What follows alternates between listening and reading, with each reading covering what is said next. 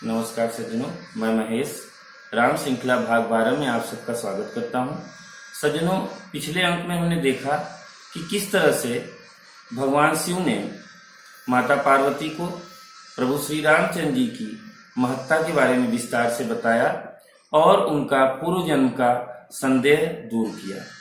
सज्जनों, कथा में आगे माता पार्वती भगवान शिव से कहती हैं कि हे प्रभु, यदि श्री रघुनाथ जी परम ब्रह्म परमात्मा हैं तो फिर क्यों वे पृथ्वी पर आते हैं और उन्हें पृथ्वी पर आकर इतना कष्ट या परिश्रम करना पड़ता है। इस पर भगवान भोलेनाथ कहते हैं, जब जब होई धर्म कै हानि, बाढ़ई असुर अधम अभिमानी। अर्थात जब जब धर्म का ह्रास होता है और नीच अभिमानी राक्षस बढ़ जाते हैं तथा करही अनीति जाई नहीं बरनी, सीधहि विप्र धेनु सुर धरनी। तब तब प्रभु धरी विविध शरीरा, हरहि कृपा निधि सज्जन पीरा। अर्थात वे ऐसा अन्याय करते हैं कि जिसका वर्णन नहीं हो सकता तथा ब्राह्मण, गौ, देवता और पृथ्वी कष्ट पाते हैं। तब तब वे कृपा निधान प्रभु भांति भांति के शरीर धारण कर सज्जनों की पीड़ा हरते हैं। सज्जनों, इसी चराचर जगत में कोई कितना भी शक्तिशाली क्यों न हो, सबका एक न एक दिन अंत अवश्य होता है। आवश्यकता पड़ने पर परमेश्वर असुरों को मारकर देवताओं को स्थापित करते हैं, धर्म की मर्यादा की रक्षा करते हैं और जगत को भय मुक्त करते हुए धर्म के प्रति आस्था को मजबूत करते हैं। भगवान भोलेनाथ माता पार्वती से कहते हैं कि इन्हीं सब कारणों की वजह से श्री रामचंद्र जी का अवतार हुआ। इसके बाद भगवान भोलेनाथ माता पार्वती से कहते हैं, प्रभु श्री रामचंद्र जी के जन्म लेने के और भी अनेक कारण हैं जो एक से बढ़कर एक हैं। तुम सावधान होकर सुनो। श्री हरि के जय और विजय दो प्यारे द्वारपाल हैं। एक बार भगवान विष्णु शयन कर रहे थे, तभी सनकाद ऋषि वहां पहुंचकर भगवान के दर्शन की इच्छा व्यक्त करते हैं। तब जय विजय उन्हें यह कहकर मिलने नहीं देते कि प्रभु विश्राम कर रहे हैं, जिस पर ऋषि कुपित होकर उन्हें श्राप दे देते हैं कि तुम लोग राक्षस बन जाओ। उसके बाद भगवान विष्णु के निवेदन पर ऋषि कहते हैं कि मेरा श्राप निष्फल नहीं हो सकता, लेकिन ये 3 ही जन्मों तक राक्षस रहेंगे और हर जन्म में आप ही उनका उद्धार करेंगे। उन दोनों भाइयों ने ऋषि के श्राप से असुरों का तामसी शरीर पाया। एक का नाम हिरण्याकश्यप और दूसरे का हिरण्याक्ष। ये देवराज इंद्र के गर्व को छुड़ाने वाले सारे जगत में प्रसिद्ध हुए।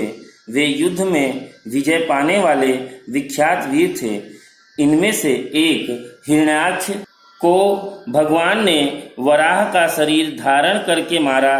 फिर दूसरे हिरण्याकश्यप का नरसिंह रूप धारण करके वध किया और अपने भक्त प्रहलाद का सुंदर यश फैलाया।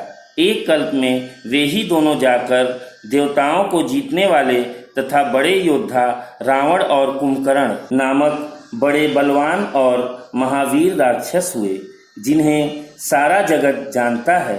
सज्जनों, एक कल्प में रावण अपने पूर्व जन्म में जलंधर दैत्य हुआ था। मानस के अनुसार तब श्री विष्णु ने छल से उस महापराक्रमी दैत्य का वध कराया था, जिससे कुपित हो उसकी पत्नी वृंदा ने श्री विष्णु को श्राप दिया था।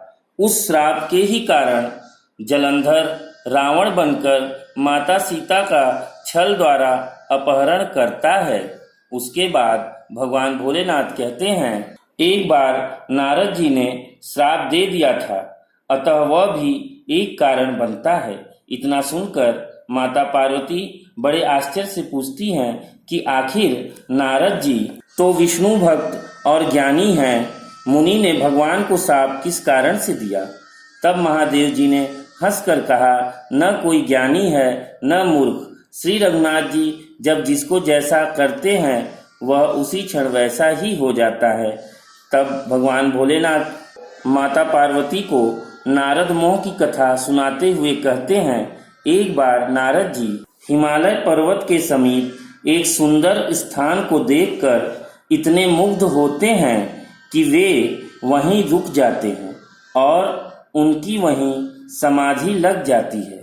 इस तरह बहुत सा समय बीत जाने पर देवराज इंद्र को भय लगने लगा कि कहीं नारद इनका राजपाट हड़पने न लग जाएं। इसलिए इंद्र उनकी तपस्या को भंग करने के लिए कामदेव को भेजते हैं। वहां पहुंचकर कामदेव अपनी तरह तरह की माया का प्रभाव डालते हैं ताकि नारद जी की तपस्या भंग हो जाए, किंतु उनके तप बल के आगे कामदेव असमर्थ हो जाते हैं। तब नारद के कोप के भय से कामदेव नारद जी की चरणों में गिरकर क्षमा मांगने लगते हैं। तत्पश्चात नारद जी मन में बगैर किसी क्रोध के कामदेव को अभय कर देते हैं। तब मुनि के चरणों में सिर नवाकर कामदेव अपने सहायकों सहित लौट आया। सज्जनों, इस घटना के बाद नारद मुनि को अपनी सामर्थ्य पर थोड़ा अहंकार हो गया कि मैंने तो कामदेव को भी जीत लिया, मुझ पर माया का कोई प्रभाव नहीं हो सकता। फूल के कुप्पे हुए नारद जी श्री विष्णु से जाकर अपने मुख अपना गुणगान करने लगे। श्री विष्णु मुस्कुराकर उनकी बात को सुने जा रहे थे। श्री विष्णु ने मन में विचार किया कि इनके मन में गर्व के भारी वृक्ष का अंकुर पैदा हो गया है, जिसे तत्काल उखाड़ फेंकना होगा।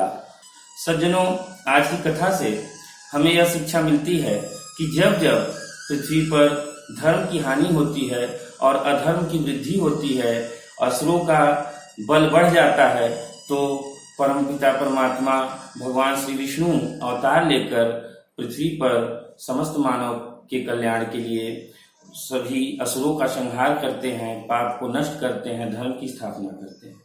मित्रों, दूसरी सबसे महत्वपूर्ण बात जो हम यहाँ देखते हैं वो ये है कि कर्म के फल से कोई नहीं बच सकता। देखिए, जय विजय जबकि श्री विष्णु के द्वारपाल थे, श्री विष्णु के संपर्क में हमेशा रहते थे, फिर भी ऋषि मुनियों के श्राप से वे नहीं बच पाए। उन्हें 3 जन्मों के लिए राक्षस बनने का श्राप झेलना ही पड़ा। दूसरी बात, स्वयं भगवान श्री विष्णु जी जालंधर की पत्नी वृंदा के श्राप को झेलते हैं, जबकि वो तीनों लोक के पालनहार हैं। वे चाहे तो श्राप को झुठला भी सकते थे, लेकिन वे श्राप को स्वीकार करते हैं, जबकि उनका कार्य जन कल्याण के लिए था। लेकिन वे हमें यही शिक्षा देते हैं कि कर्म फल से कोई कितना भी शक्तिशाली हो, कितना भी समर्थ हो, वह नहीं बच सकता। हमें अपने कर्मों का भुगतान करना ही होगा। हमें अपने अच्छे बुरे कर्मों का फल निश्चित मिलेगा। वो देर मिले, चाहे बाद में मिले, अगले जन्म मिले, लेकिन मिलेगा, यह तय है। तो मित्रों, हमें यही शिक्षा मिलती है कि हमें अपने कर्मों पे विशेष ध्यान देना होगा। हमारे जो बुरे कर्म होंगे वो निश्चित रूप से हमें कष्ट देंगे, इसलिए हमें सदैव अच्छे कर्म ही करने का प्रयास करना चाहिए। सज्जनों, अगले अंक में हम देखेंगे किस तरह से नारद मुनि के मोह का नाश भगवान करते हैं और उनका घमंड चूर करते हैं। तब तक आप सबसे आज्ञा लेते हैं। नमस्कार, जय श्री राम।